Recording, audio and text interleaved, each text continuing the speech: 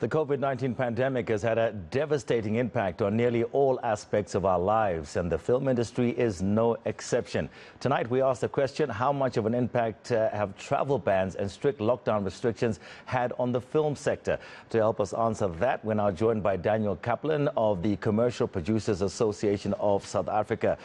Daniel, very good evening. Thank you so much for joining us. Firstly, take us through some of the people that you actually represent, what they actually do. Commercial Producers Association of South Africa. Just paint a broad picture, because it's a hidden industry to a certain extent, isn't it? We only see what you guys produce. Yes, hi Tony, good evening. The South African service production sector basically encapsulates commercials, films, stills. I mean, commercials specifically from the CPA point of view, but there's a huge amount of content made by the South African service production sector, mostly for the UK, for Europe and the US. For the UK, Europe and the US. Since we've been plonked onto the red list since the discovery of Omicron, which is basically a few weeks, 2 or 3 weeks back, you're saying we've lost about 620 million rands in terms of, some of the productions that would have taken place here in South Africa, and maybe some of our guys going overseas. Is that correct? It's actually more, Tony. So the CPA did a SNAP survey, and it shows that over 420 million rand in production was lost pretty much instantly as a direct result of the bans.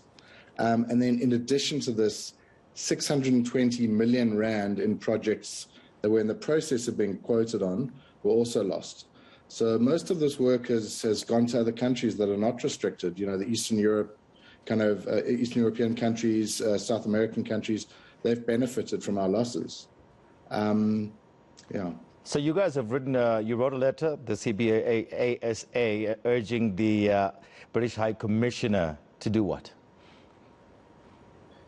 Well, basically to try and get the Lords and the various people who control the red list and our position on placing us on that red list, trying to get us off it. We wanted the removal of the travel bans, which has obviously now happened, and going forward, I suppose what we mentioned to the High Commissioner is going forward we want more thought and consultation and scientific fact before these decisions get made, which obviously gravely affect our country and our economy. So from 4 a.m. Tomorrow morning, we'll be off the red list along with 10 other countries. Too little, too late? No, look, we've just mentioned it's had a huge impact. It's difficult to quantify how many projects will come back. Like with anything, there's a delay. But the instant loss definitely was over 420 million rand in projects that disappeared, and at least 620 million rand in projects that we're not quoting anymore. So possibly they might come back, but at this stage we've lost them. But Tony, I think the most important thing to take into account, and this is very important, is the multiplier, which is, our clients are high-end tourists in their own right. They fly into South Africa, they stay in good hotels, and they spend money in our local economy. And our sector has a multiplier of 2.75 rand, which basically means that every rand spent on production in South Africa, a further 2.75 rand goes into the local economy. So that's bars, restaurants. It's kind of devastating. So that's been lost for several weeks.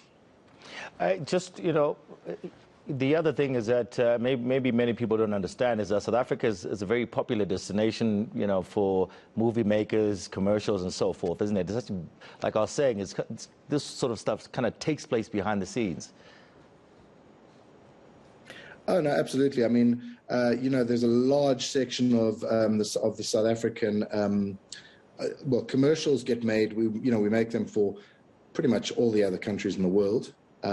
Very much for Europe, very much for the US. the UK is a huge market for us. There's a lot of we're also a country of small suppliers. There's a lot of small little companies, and that company might be almost dependent only on the UK. So they make a lot of the UK's commercials. Suddenly, boom, they've lost everything. They lost all the work that they had lined up. So depending on how spread out you are from a market point of view, it can have a huge impact. And we're not. And the one thing we can't forget is, we employ thousands of crew, actors, models, and all these people are actually not eligible for government relief or assistance. So, it really puts their future, under quite a lot of strain. And I mean, it's a huge relief to know that we're off the red list as of tomorrow morning. Uh-huh. But, it's definitely had a huge impact. So, and the impact of lockdowns as well, especially strict lockdowns?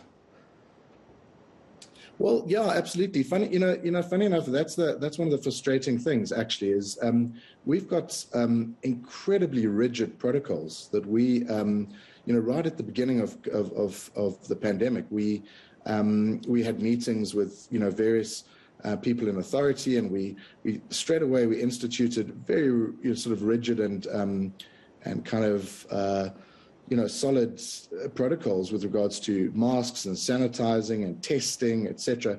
So we are very, very, I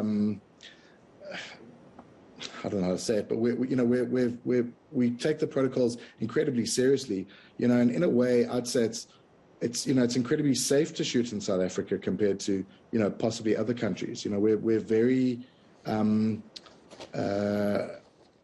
aware of it, and we've been very responsible with it.